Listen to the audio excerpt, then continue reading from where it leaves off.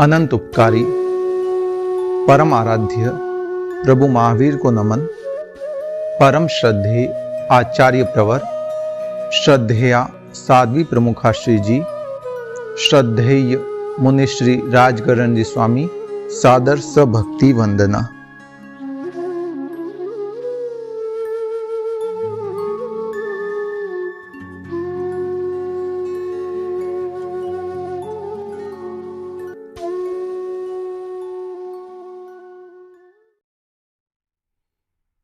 जय जिनेन्द्र।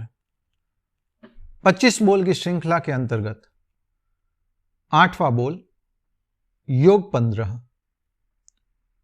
योग किसे कहते हैं? मन, वचन और काया की जो प्रवृत्ति हो रही है उसे योग कहते हैं। योग दो तरह से होता है।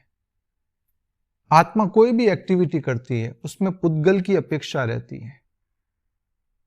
पुद्गल के बिना आत्मा की कोई भी एक्टिविटी हो नहीं सकती, कोई भी क्रिया हो नहीं सकती।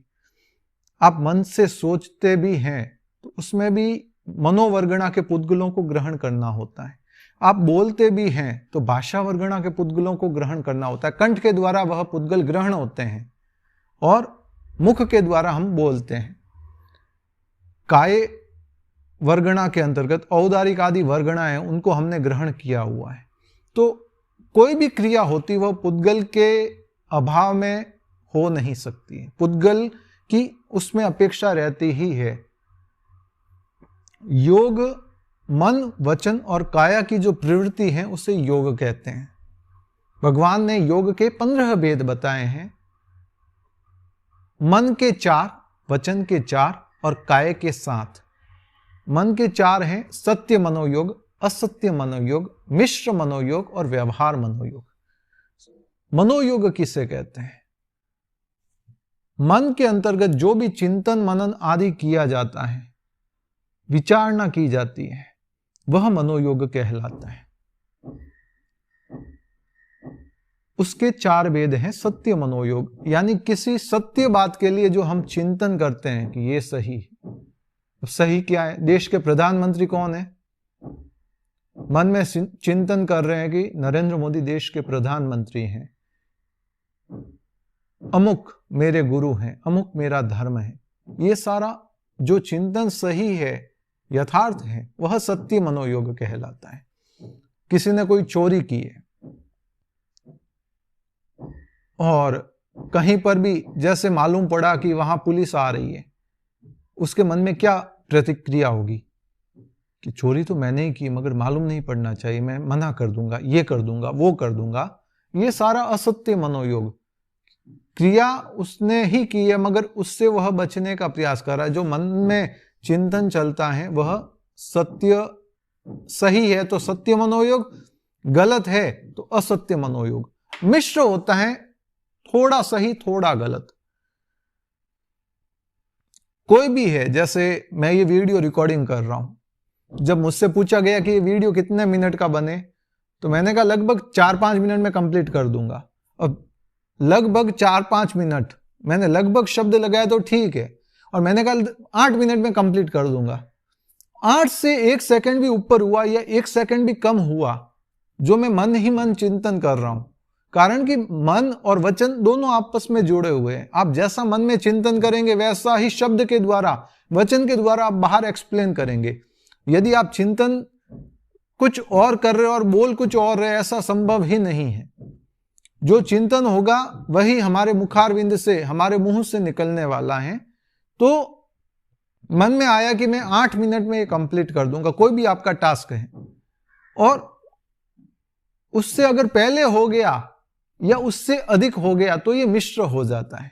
जहां सत्य भी है असत्य भी है वह मिश्र की कैटेगरी में आता है। और चौथा होता है व्यवहार। व्यवहार के अंतर्गत जितने संबोधन है, किसी को हम मजाक में कहते हैं अरे मालिक कैसे हो।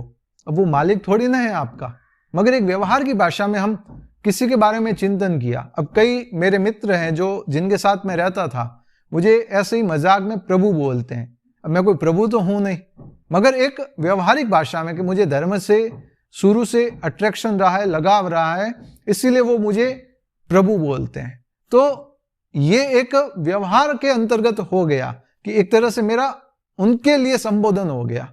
वो मुझे नाम से नहीं बुलाते, प्रभु बोल देते। आज भी मैं भले 12 महीने नहीं 2 साल से उनसे बात करूंगा, वो वही बोले प्रभु कैसे हो। अरे मैं कोई प्रभु थोड़ी ना हूं, मगर ये अगर मेरे बारे में वो चिंतन भी करेंगे तो नरेश नाम से नहीं करेंगे, प्रभु ने उस समय ऐसा कहा था या उस समय प्रभु ऐसा करते थे। तो ये हो गए सारे मिश्र व्यवहार मनोयोग। मनोयोग का अर्थ यही है कि जो मन में हम चिंतन करते हैं वो मनोयोग कहलाता है। जो मनोवर्गणा के पुद्गलों को ग्रहण किया वो तो द्रव्य मनोयोग, और जो उसके ऊपर हमारा मन में चिंतन चल रहा है, मनन चल रहा है, वो भाव मनोयोग। 4 मन के सत्य, असत्य, मिश्र और व्यवहार। वैसे ही 4 वचन योग होते हैं, सत्य वचन योग, असत्य वचन योग, मिश्र वचन योग, व्यवहार वचन योग। सत्य वचन योग अपेक्षा से होते हैं, जो मन में चिंतन होता है वह मुख पर भी होता है। हम गुजरात में रहते हैं, जैसे मैं गुजरात में रहता हूं तो यहां का कल्चर अलग है, कोई महाराष्ट्र में रहता है वहां का कल्चर अलग है। कहीं पर किसी त्योहार को मनाया जाता है, कहीं पर किसी को मनाया जाता है। ये व्यवहारिक सत्य है। मकर संक्रांति गुजरात में मनाई जाती है, कहीं पोंगल मनाया जाता है, कहीं ओणम मनाया जाता है। ये व्यवहारिक सत्य हो गया। अगर मैं कहूं हमारे यहां तो पोंगल नहीं मनाया जाता, तो ये व्यवहारिकता के आधार पर है, क्षेत्र के आधार पर है, जनपद के आधार पर है, भाषा के आधार पर है। भारत की राष्ट्रीय भाषा हिंदी है, मगर गुजरात की भी जो गुजराती है उसको भी राष्ट्रीय भाषा के अंतर्गत सम्मिलित किया गया है। तो ये एक व्यवहारिक सत्य हो गया। अब गुजराती गुजरात में तो चलेगी, महाराष्ट्र में नहीं चलेगी, वहां मराठी चलेगी, तमिलनाडु में नहीं चलेगी, वहां पर तमिल चलेगी। तो ये अपेक्षा के आधार पर हो गया, क्षेत्रीय आधार पर हो गया। तो जो भी हम कह रहे हैं यदि वह सत्य है तो यह सत्य वचन योग हो गया। यदि वह झूठ है, अब झूठ भी कई कारणों से बोला जाता है। कोई व्यक्ति क्रोध में है, मान में है, माया में है, लोभ में है, राग में है, द्वेष में है, भय में है, मजाक में है, हास्य के अंतर्गत है, तो ऐसी परिस्थितियों में क्या है, वह झूठ भी बोल देता है। अब जैसे किसी का किसी से झगड़ा हुआ कि तूने किया, तूने पहले गलत बोला था, नहीं मैंने नहीं बोला, बोला है मगर फिर भी झूठ बोल देता है। ये असत्य वचन योग हो गया। अहंकार में ये तू ही उस समय कह रहा था कि नहीं मैंने नहीं किया, मेरे जैसा तो थोड़ी ना कर सकता है, ये मैंने गलत नहीं किया, इसमें मैंने मिस्टेक नहीं की। तो ये सारा क्रोध, मान, माया, लोभ के वशीभूत होकर भी व्यक्ति झूठ बोल देता है। होता है ना, व्यापार के अंतर्गत करते हैं कि हमारी कॉस्टिंग आ रही 30 रुपीज, हमने बोला नहीं मेरी तो 40 रुपीज कॉस्टिंग आ रही है, मेरी तो 50 रुपीज कॉस्टिंग आ रही है। तो ये सारे हो गए असत्य वचन योग, जहां हम झूठ बोल रहे हैं। वो कई कारणों से हो सकता है, राग के कारण भी हो सकता है, द्वेष के कारण भी हो सकता है, या फिर हंसी मजाक में भी होता है कि हम झूठ बोल देते हैं। तो ये असत्य वचन योग। मिश्र वचन योग होता है कि जहां कुछ सत्य है कुछ असत्य है। जैसे कोई सब्जी की दुकान पर गए, कोई तात्विक लोग मिले आपस में, वहां पर आलू भी है, प्याज भी है, ककड़ी भी है। तो किसी ने कहा इधर कौन सी सब्जियां हैं, तो कहा इधर तो प्रत्येक शरीरी सब्जियां हैं सारी। अर्थात प्रत्येक शरीरी का अर्थ है एक शरीर में एक जीव, वनस्पति का भेद है। तो जो पत्ता गोभी, फूल गोभी, ये सारी सब्जियां होती है ना, वो एक शरीर में एक जीव है। जबकि जो आलू, प्याज, लहसुन, शकरकंद, गाजर, मूली आदि हैं, वो सारी साधारण वनस्पति अनंत कायिक है, एक शरीर में अनंत जीव है। तो किसी ने ऐसे मिश्र भाषा का प्रयोग कर लिया। किसी ने पूछा घड़ी में कितने बजे हैं, तो देखकर बताया 1 बजे हैं, 2 बजे हैं। अब 1 बजने में 1 सेकंड भी कम है या 1 सेकंड भी अधिक हो गया, ये मिश्र भाषा हो जाएगी। इसीलिए कभी भी बोलते समय लगभग शब्द, आपका घर यहां से कितना दूर है, आधा किलोमीटर, 5 मिनट का रास्ता है, 2 किलोमीटर। अब 2 किलोमीटर में 2 सेंटीमीटर भी कम हो गया ना, क्योंकि आपने भले जो आपकी गाड़ी का स्पीड मीटर है उससे मापा होगा या कैसे भी मापा होगा, वहां 1 सेंटीमीटर का भी फेरफार हो गया ना, तो मिश्र भाषा हो जाएगी। किसी बहन को कहा खाना बन गया क्या, बस 2 मिनट में लाई। मैगी भी 2 मिनट में नहीं आती, तो खाना कैसे आ जाएगा, रोटी आदि सब्जी गर्म करके। मगर एक व्यवहारिक भाषा में हम बोल देते हैं 2 मिनट में लाई। लगभग 2 मिनट लगेंगे। अब 2 मिनट से पहले आ गया तो भी मिश्र है, खाना आया वह सही, मगर 2 मिनट में नहीं आया वह गलत, तो यह मिश्र हो गया। तो 2 मिनट से अधिक हुआ तो भी मिश्र हो गया। इसीलिए लगभग अप्रोक्सीमेटली शब्द का प्रयोग करना चाहिए, ताकि हम अनावश्यक जो हमारे मिश्र भाषा होती है उससे बच सकते। दिन में ऐसे 50 टाइम होंगे जिस समय हम या तो कोई नाप या टाइम या कुछ ना कुछ बता रहे होंगे। किसी के जैसे कपड़े का काम है सूरत में, तो क्या ये साड़ी का कट कितना है कि 2.30, या साड़ी का कट कितना है कि 6.30 या 6.10। अब 6.10 से 1 सेंटीमीटर भी कम हुआ तो ये मिश्र भाषा हो जाती है कि लगभग 6.30 का कट है, लगभग इतना आएगा, लगभग इतना आएगा। ये आप अगर शब्द कंटिन्यू अपनी भाषा में उपयोग करना शुरू कर दो, आप कितनी मिश्र भाषाओं से बच सकते हो। चौथी भाषा होती है व्यवहार भाषा, जो हम संबोधन के प्रयोग करते हैं। ये हमारा वॉचमैन है, क्या वो वॉचमैन ही है? किसी का बेटा भी तो होगा ना, किसी का भाई भी तो होगा ना। ये व्यवहार भाषा है। किसी को का और मालिक, आओ पधारो सा, ये हमारे समधी जी है, क्या समधी जी ही है और कोई रिश्ता नहीं उनका? ये व्यवहार भाषा हो गई। श्रावक जी, श्राविका जी, कहते हैं ना, ओहो श्रावक जी, पधारो श्रावक जी, ओहो धर्मात्मा, ये सारी व्यवहार भाषाएं। किसी को कोई कंजूस व्यक्ति होता है, पैसे का अनुदान नहीं देता, उसको हम कंजूस कहते हैं, ये भी व्यवहार भाषा। जो भी संबोधन है, जो भी हम उपमाओं से उपमित करते हैं, वो सारी व्यवहार भाषा है। जितने द्विंद्रिय से लेके असंगी पंचेंद्रिय जीव होते हैं ना, उनके खाली व्यवहार भाषा होती है। सत्य असत्य मिश्र भाषा केवल संगी के हो सकती है, असंगी के नहीं। क्योंकि सत्य भाषा हो, व्यवहार भाषा हो, सत्य भाषा, असत्य भाषा, मिश्र भाषा बोलने के लिए मन की अपेक्षा होती है। किसी चीज को सही या गलत समझने के लिए मन चाहिए, और असंगी जीवों के पास, असंगी अर्थात जिनके मन नहीं है उसे असंगी कहते हैं, जिनके मन है वो संगी है। जो गर्भ से उत्पन्न होते हैं वो संगी है, और जो गर्भ रहित उत्पन्न होते हैं वो असंगी है। तो ये व्यवहार भाषा हो गई। 7 काय के भेद आते हैं। औदारिक काय योग, हम मनुष्य हैं, हमारे औदारिक शरीर है, तो इसके द्वारा जो भी हम प्रवृत्ति कर रहे हैं, अब जैसे मैं बोल रहा हूं, मेरी बॉडी लैंग्वेज भी चल रही है, मुंह भी चल रहा है, आंखें भी ऊपर नीचे हो रही है, ये सारा औदारिक काय योग है। जो शरीर के द्वारा हम एक्टिविटी कर रहे हैं वो औदारिक काय योग। दूसरा होता है औदारिक मिश्र काय योग। मिश्र शब्द कहां आएगा? जब कोई या तो कहीं जन्म रहा है, जैसे कोई देवता आयुष्य पूर्ण करके मनुष्य बना, जब तक उसकी शरीर प्राप्ति कंप्लीट नहीं होगी तब तक उसके औदारिक मिश्र रहेगा, और जैसे ही शरीर प्राप्ति कंप्लीट हो गई तो फिर औदारिक काय योग हो जाएगा। मिश्र का अर्थ है जब किसी दूसरे शरीर से उसका मिश्रण हो। वो दूसरा शरीर कौन सा? औदारिक भी हो सकता है, औदारिक का वैक्रिय, आहारक, तेजस कार्मण या कुछ भी हो, तो वहां पर वह मिश्र कहलाएगा। मूल वैक्रिय या आहारक के अंतर्गत हो तो वो मिश्र कहलाएगा। जब मेरी हाइट लगभग 5 फीट 10 इंच की है, मेरे पास वैक्रिय लब्धि है, मैं 50 फीट की हाइट बनाना चाहता हूं। मेरी 5 फीट 10 इंच की हाइट से मैं जब तक 50 फीट की हाइट नहीं बनाऊंगा तब तक कौन सा शरीर बन रहा है? 50 फीट की हाइट तो वैक्रिय शरीर की होती है ना। तो जब तक 50 फीट की हाइट नहीं बनेगी तब तक वैक्रिय मिश्र रहेगा, क्योंकि मैं वैक्रिय वर्गणाओं को ग्रहण कर रहा हूं वैक्रिय शरीर बनाने के लिए, छोटा बड़ा कुछ भी रूप बनाने के लिए। तो जब तक वह शरीर नहीं बन जाता तब तक वैक्रिय मिश्र, और वह शरीर बन गया 50 फीट का, 50 फीट का, वह हो गया वैक्रिय शरीर।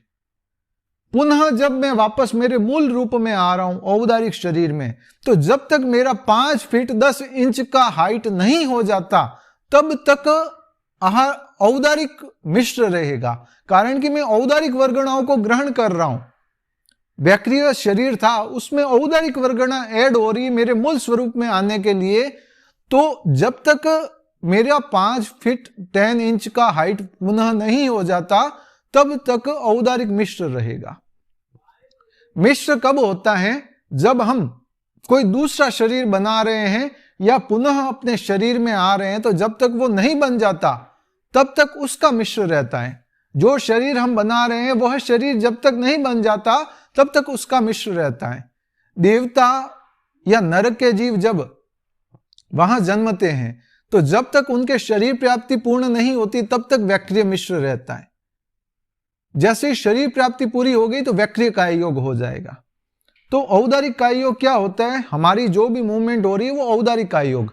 औदारिक मिश्र काय योग कि जब हम कोई लब्धि का प्रयोग करते हैं, जैसे आहारक लब्धि का प्रयोग किया, कोई तीर्थंकर के पास शरीर गया, वापस जब तक शरीर में प्रविष्ट नहीं होता है तब तक औदारिक मिश्र रहेगा। यहां से जब तक औदारिक आहारक शरीर नहीं बनेगा एक हाथ का तब तक आहारक मिश्र है। शरीर बन गया आहारक शरीर, पुनः जब वापस वह औदारिक शरीर बनाएगा तो जब तक औदारिक शरीर नहीं बनेगा तब तक औदारिक मिश्र रहेगा।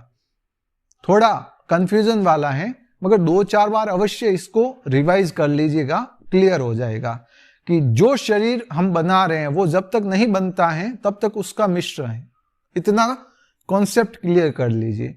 आप औदारिक शरीर बना रहे हैं, अगर जब तक औदारिक शरीर कंप्लीट नहीं हो जाता तब तक औदारिक मिश्र रहेगा। आप वैक्रिय शरीर बना रहे हैं, जब तक वैक्रिय शरीर नहीं बनेगा तब तक वैक्रिय मिश्र रहेगा।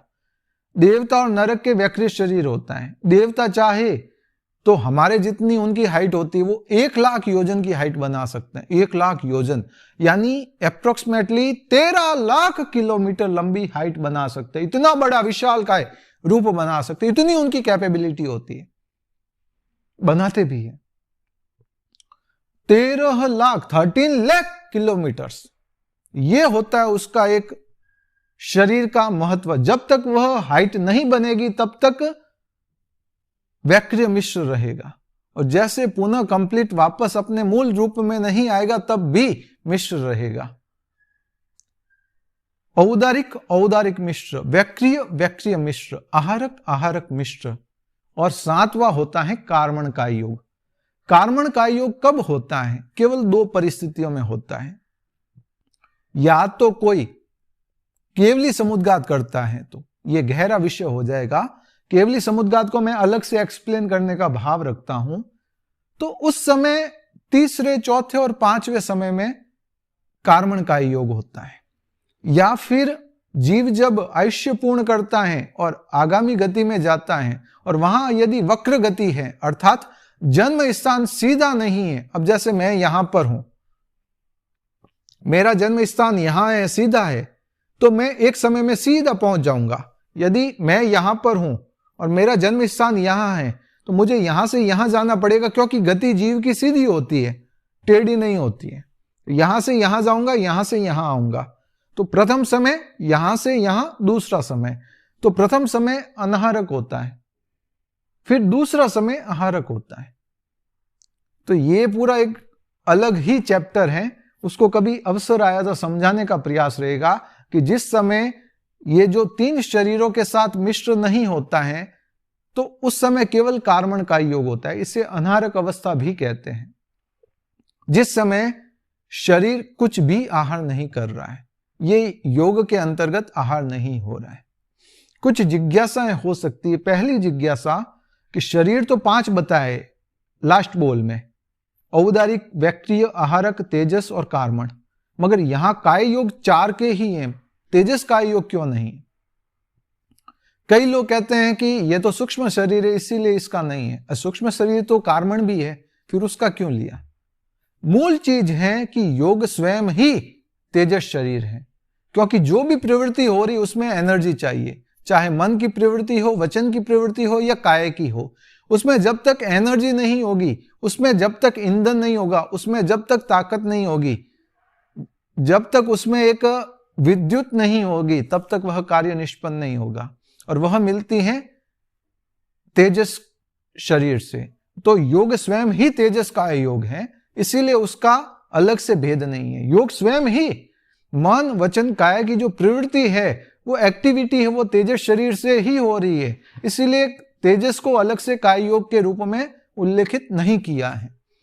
एक संक्षिप्त के अंतर्गत मैंने इन 15 योग को विश्लेषित करने का प्रयास किया आपका साधर्मिक जैन नरेश चोपड़ा, बालोतरा, सूरत।